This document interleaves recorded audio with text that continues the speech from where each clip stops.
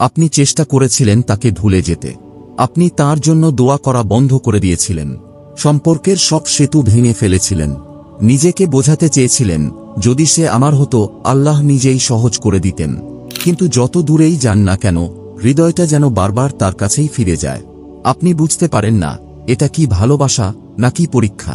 এটা কি শয়তানের কুমন্তব্য নাকি আল্লাহর পক্ষ থেকে কোনো ইশারা? আপনি আল্লাহর কাছে বারবার দোয়া করেন, হে আল্লাহ, যদি এই অনুভূতি ঠিক না হয় তাহলে দয়া করে আমার মন থেকে এটা সরিয়ে নিন। কিন্তু যতবার ভুলে যেতে চান, বুকের ভেতরটা আরও ভারী লাগে। তবে আপনি একটা প্রশ্ন নিজেকে করছেন না।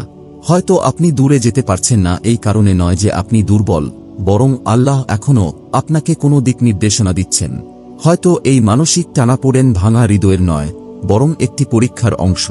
এই ভিডিওতে আমরা দেখব 5টি গুরুত্বপূর্ণ লক্ষণ যা দেখাতে পারে কেউ হয়তো সত্যি আপনার জন্যই নির্ধারিত। এই সংকেতগুলো কল্পনার ওপর নয়, বরং আল্লাহ যেভাবে ধৈর্যের মাধ্যমে সত্যকে প্রকাশ করেন তার ভিত্তিতে। এই লক্ষণগুলোর কিছু আপনাকে ভাবিয়ে তুলবে। এর একটি লক্ষণ হয়তো আপনি এই মুহূর্তে ঠিক এখনই অনুভব করছেন। ভিডিওর শেষে আপনি নিজেই বুঝে যাবেন অপেক্ষা করা উচিত নাকি এবার সত্যিই ছেড়ে দেওয়ার সময় হয়েছে। লক্ষণ 1। আপনি ছেড়ে দেওয়ার চেষ্টা করেছিলেন, কিন্তু শান্তি আসেনি। আপনি ভেবেছিলেন ছেড়ে দিলে সব সহজ হয়ে যাবে। শেষবারের মতো তাঁর নাম ধরে দোয়া করেছিলেন। তারপর আল্লাহকে বলেছিলেন, হে আল্লাহ, দয়া করে তাকে আমার হৃদয় থেকে সরিয়ে দিন। আপনি সব মেসেজ ডিলিট করে ফেলেছেন।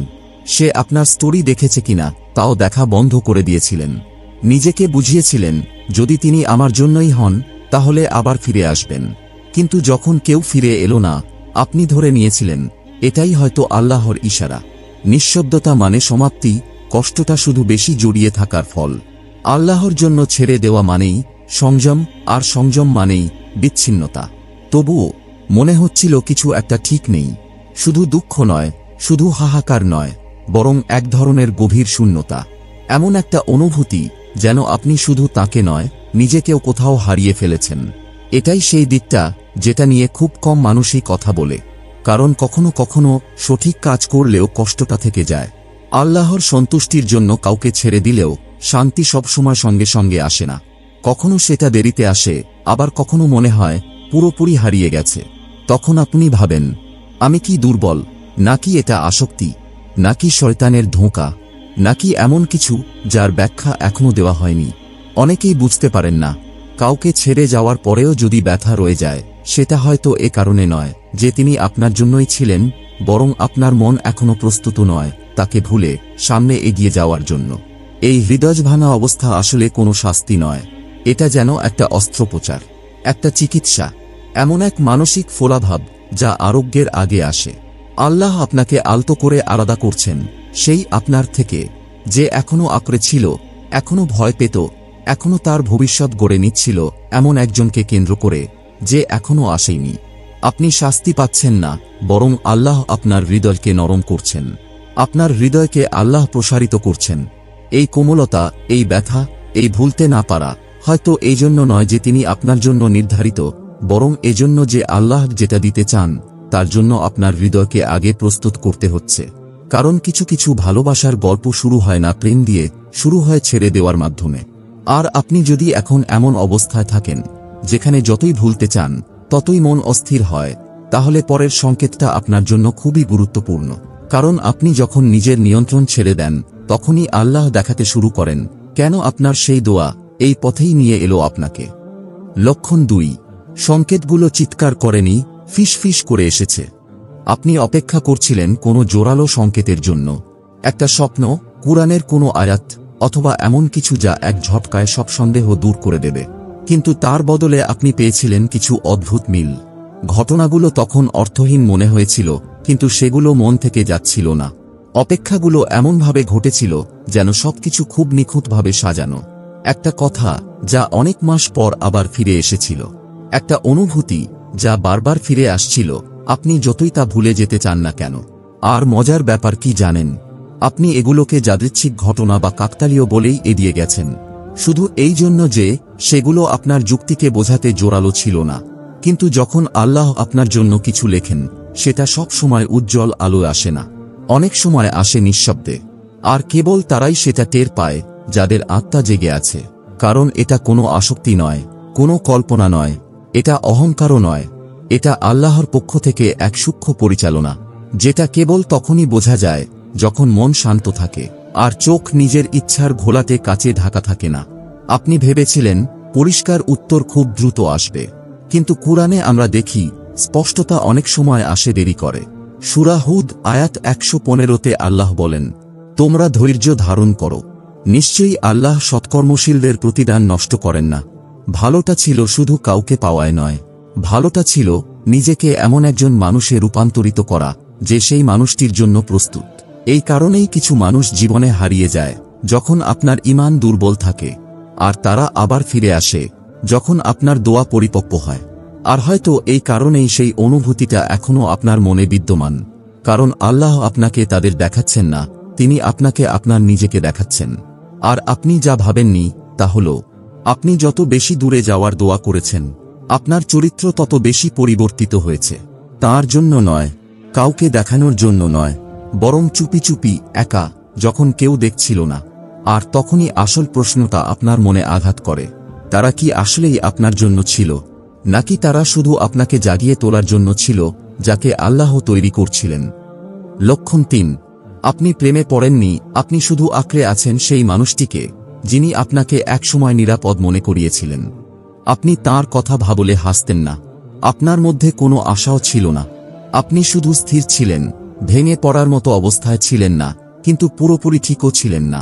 আর এই স্থিরতাকেই আপনি প্রেম ভেবেছিলেন, কিন্তু হতে পারে সেটা প্রেম ছিল না, হতে পারে এটা ছিল সেই প্রথমবার যখন আপনার মানসিক অস্থিরতা কারো পাশে একটু প্রশান্তি পেয়েছিল, যখন আপনার একাকিত্বের একটা নাম ছিল যার নামে আপনি মনের কথা বলতেন, যখন আপনার হৃদয় মনে করেছিল এটা কেবল আপনার একার বোঝা নয়। কষ্টের পর এমন নিরাপত্তা এভাবেই অনুভূত হয়। তা খুব গভীর নয়, তা খুব উচ্ছ্বাসপূর্ণ নয়, তা শান্ত, পরিচিত আর একটু শাস্তিদায়ক। ভুল হলেও, সাময়িক হলেও, এমনকি আল্লাহ নিজেই আপনাকে তা থেকে সরিয়ে নিলেও, কারণ আপনি শুধু সেই মানুষটিকে আঁকড়ে ছিলেন না, আপনি সেই নিজেকে আঁকড়ে ছিলেন যাকে তারা এই কঠিন সময় থেকে বেঁচে থাকতে সাহায্য করেছিল।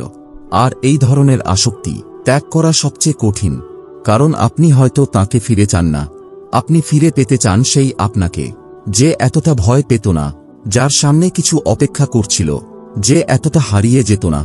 এবং এখানেই লুকিয়ে আছে সবচেয়ে বিপজ্জনক বিষয়টা, যেটা আমরা কেউই সহজে স্বীকার করি না। যখন আপনি মানসিক স্বস্তিকে ভেবে বসেন আল্লাহর দেওয়া উপযুক্ত মিল, তখন আপনি এমন একজনের জন্য দোয়া করতে থাকেন যিনি শুধু আপনার কমফোর্ট জোন হয়ে গেছেন। কিন্তু কমফোর্ট জোন কখনো আপনাকে বদলায় না, তারা আপনাকে আটকে রাখে, একটা আসক্তির মধ্যে ফেলে দেয়, আত্মিকভাবে পিছিয়ে দেয়। আপনি ভাবছেন আপনি প্রেমের জন্য অপেক্ষা করছেন, কিন্তু আসলে আপনি অপেক্ষা করছেন সেই পুরনো স্মৃতিটা ফিরে আসুক এর জন্য, যা আপনাকে একবার রক্ষা করেছিল। কিন্তু আল্লাহ আপনাকে শুধু সেই জায়গায় ফেরান না যা আপনার ভালো লেগেছিল, বরং সেখানে ফেরান যেটা আপনাকে তার আরও কাছাকাছি নিয়ে যাবে। হতে পারে আপনি এমন কিছুকে ভালোবাসেন যা আপনার জন্য ক্ষতিকর, আর আল্লাহ জানেন কিন্তু আপনি জানেন না। সূরা আল বাকারা।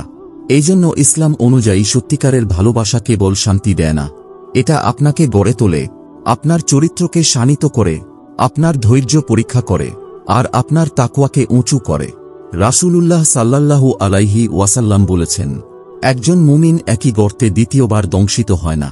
তাই যদি সেই মানুষটি শুধু আপনার ঝড়ের মধ্যে একটুখানি মানসিক নীরবতা দিয়েও থাকেন, তাহলে তিনি হয়তো আপনার জন্য আল্লাহর রহমত ছিলেন, কিন্তু তিনি আপনার জীবন মিশন ছিলেন না। তারা কখনোই আপনার জীবনের লক্ষ্য হওয়ার জন্য নির্ধারিত ছিল না, কারণ আল্লাহ জীবনসঙ্গী পাঠান না আপনাকে থেমে যেতে। আল্লাহ তাকে পাঠান যখন আপনি সত্যিই এগিয়ে যাওয়ার জন্য প্রস্তুত এবং আল্লাহকে জীবনের কেন্দ্রে রাখেন। এখন আসল প্রশ্নটা হল, যদি এটা সত্যিকারের ভালোবাসা নাই হয়ে থাকে, তাহলে আপনি কেন এখনো ছেড়ে দিতে পারছেন না? লক্ষণ 4, অনেক সময় মানুষটা সঠিক হয়, কিন্তু সময়টা নির্ধারণ করেন আল্লাহ। তাহলে আপনি কেন এখনো ছেড়ে দিতে পারছেন না? হয়তো এটা আসক্তি না, হয়তো এটা আপনার দুর্বলতা না, হয়তো আপনার আত্মা এমন কিছু জানে যেটা আপনার মন এখনো বুঝে উঠতে পারেনি। আর আপনি যেটাকে বিভ্রান্তি ভাবছেন, হয়তো সেটা আসলে আল্লাহর নির্ধারিত সঠিক সময়। কারণ কখনো কখনো মানুষটা আপনার জন্যই লেখা থাকে, কিন্তু এখনই সে আপনার জন্য প্রস্তুত না, বা আপনি নিজেই এখনো তার জন্য প্রস্তুত নন, আর আল্লাহ এখনো মধ্যবর্তী সময়ের গল্পটা লিখছেন। কিন্তু এটা মানা সবচেয়ে কঠিন, তাই না? না, কেউ না করে দিয়েছে বলে না, না সম্পর্ক ভেঙে গেছে বলে না। সবচেয়ে কষ্ট হয় দীর্ঘ অপেক্ষা থেকে, কারণ দেরি মানেই মনে হয় এটা কি শাস্তি, এটা কি নিঃশব্দ এক প্রত্যাখ্যান। সারা পৃথিবী যখন এগিয়ে যাচ্ছে তখন আপনি শুধু থেমে আছেন, একা, আর আপনার নফস তখন আপনাকে বলে এই নীরবতা মানে না। কিন্তু যদি এটা না না হয়, হয়তো এটা শুধু এখন না।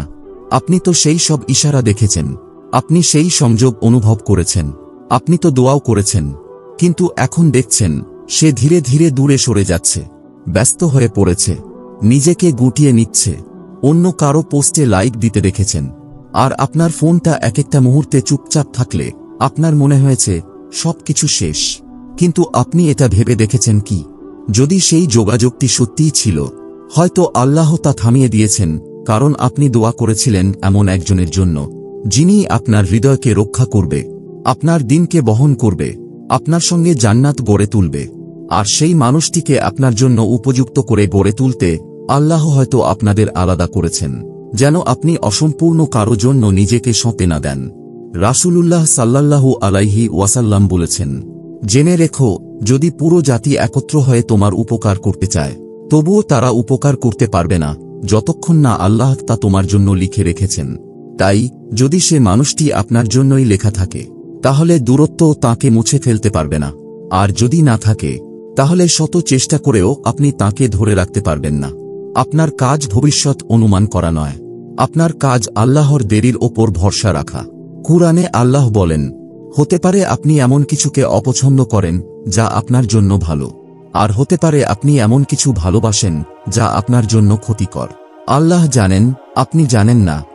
যে ভালোবাসা আপনি অনুভব করেছেন তা হয়তো সত্যিই ছিল, কিন্তু সত্যিকারের ভালোবাসা মানেই তা এখনই হবে এমনটা নয়। অনেক সময় পরীক্ষা হয় ছেড়ে দেওয়ার মধ্যে নয়, বরং অপেক্ষা করার মধ্যে, বিনা জোরে, বিনা দাবিতে। কারণ ভালোবাসা যদি আল্লাহ হালাল করার আগেই তাড়াহুড়ো করে শুরু হয়, তাহলে তা পরে আফসোসে পরিণত হয়।